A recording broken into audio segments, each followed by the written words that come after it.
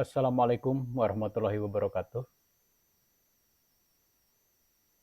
Bapak Ibu guru hebat, jumpa lagi di video saya berkait dengan peningkatan literasi dan numerasi melalui pembelajaran digital berbasis model pada aplikasi kelas hybrid. Ini sebuah transformasi pembelajaran di era digital ya. Bapak dan Ibu, di era digital ini yang terus berkembang, dunia pendidikan menghadapi tantangan besar.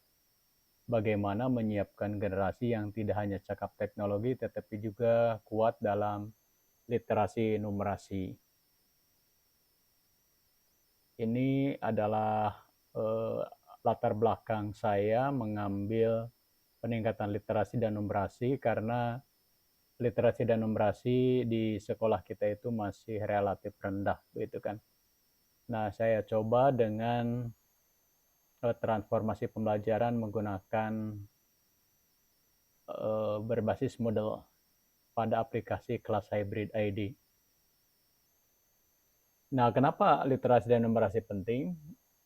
Kita paham bahwa dasar kecakapan abad ke-21 itu literasi numerasi adalah sesuatu yang sangat dibutuhkan. Tidak hanya literasi berkait dengan pembelajaran bahasa, tidak hanya numerasi berkait dengan pembelajaran matematika, tapi berbagai bidang. Kemudian untuk menentukan daya saing bangsa, dan yang ketiga adalah masih rendahnya dalam survei PISA. Ini bisa dilihat hasil PISA Indonesia, persentase jumlah siswa berdasarkan level kemampuan di tahun 2022. Ini ada level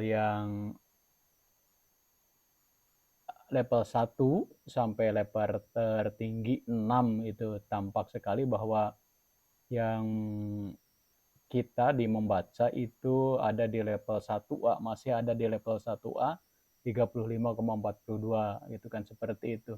Kemudian matematika juga masih ada di level 1B dan 1A. Kemudian di sains itu ada di level 1A. Kita belum sampai kepada level 4 di sains dan seterusnya. Nah, kemampuan membaca, memahami, dan mengolah informasi serta kemampuan berhitung kini menjadi kunci kesuksesan di abad ke-21. Namun sayang sekali hasil survei PISA ini menunjukkan bahwa kemampuan literasi dan numerasi siswa Indonesia masih perlu ditingkatkan.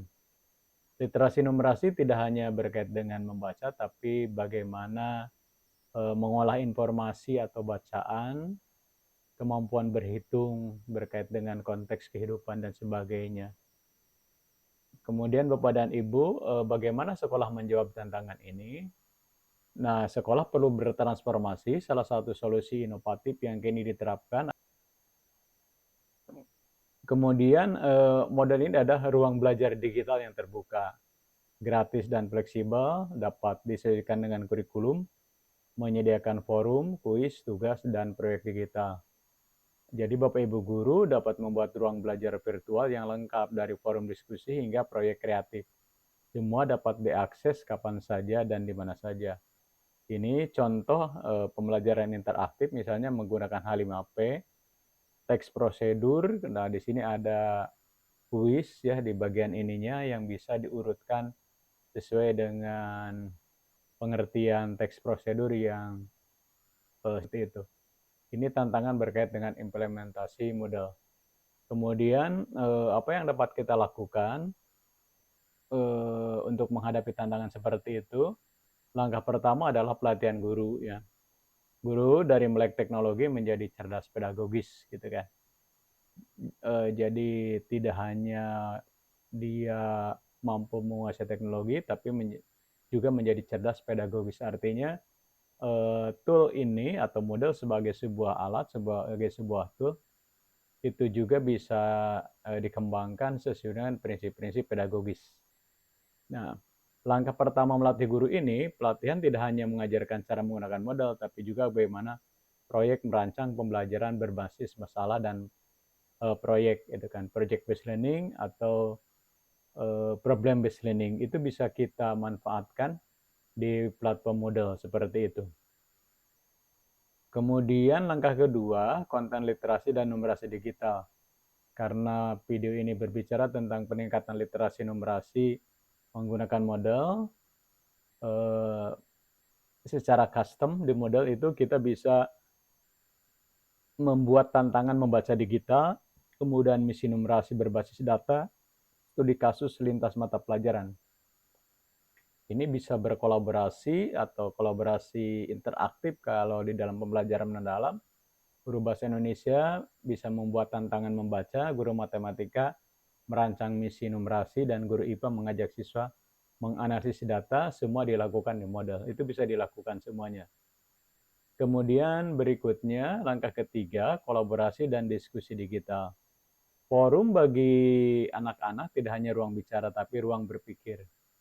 Maka ketika kita membuat sebuah forum, ini adalah tantangan, tapi juga ini adalah sebuah aksi nyata bahwa forum di model itu bisa didesain sedemikian rupa yang mampu menstimulus anak-anak untuk berbicara ya. Kita tahu bahwa anak-anak kita agak sulit berdiskusi atau berbicara ketika dilakukan di kelas gitu kan. Misalnya di sini siswa bisa belajar menulis opini, berargumentasi dengan data, dan menghargai pendapat teman. Kemudian jangan lupa guru memberikan umpan balik langsung melalui rubrik digital. Nah, umpan balik ini penting bagi kita Bapak Ibu guru karena umpan balik adalah bentuk penghargaan di mana anak-anak kita merasa dihargai ketika opininya atau argumentasinya itu diberikan rating atau diberikan nilai oleh gurunya, kemudian di-replay juga oleh gurunya, diberikan feedback positif bagi anak-anak kita, maka ini sedikit demi sedikit kebiasaan anak untuk berbicara itu akan mulai terangkat. Kemudian berikutnya penilaian formatif digital. Kuis otomatis dengan umpan balik langsung. Bapak Ibu yang hebat, dengan model kita bisa membuat kuis yang otomatis dengan umpan balik langsung. Jadi begini Bapak dan Ibu, ketika kita membuat bank soal, ada yang namanya bank soal, adanya bank konten. Di bank soal itu kita bisa menyiapkan sebuah kuis ya, sebuah kuis yang otomatis dengan umpan baliknya. Umpan balik yang secara general atau umpan balik yang secara khusus per butir item, misalnya dalam bentuk pilihan ganda itu ada 4 kalau untuk SMP. Itu bisa kita buatkan umpan balik ketika anak menjawab salah, ketika menjawab benar atau di jawaban benar umpan baliknya seperti apa, itu bisa dilakukan. Kemudian juga hasilnya itu bisa dianalisis hasil belajar siswa. Nah, model memungkinkan untuk teman-teman guru memberi umpan balik cepat gitu kan. Siswa tahu kesalahannya dan langsung memperbaikinya.